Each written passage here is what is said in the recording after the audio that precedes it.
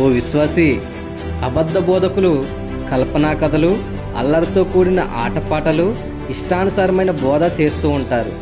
సత్యాన్ని విడిచి ఇలాంటి వాటి వెనుక పరిగెడుతున్న ప్రజలు ఉంటారు. ఇలాంటి గుంపులో నీవు ఉన్నావేమో, కాస్త బయటకు వచ్చి సత్యాన్ని తెలుసుకో.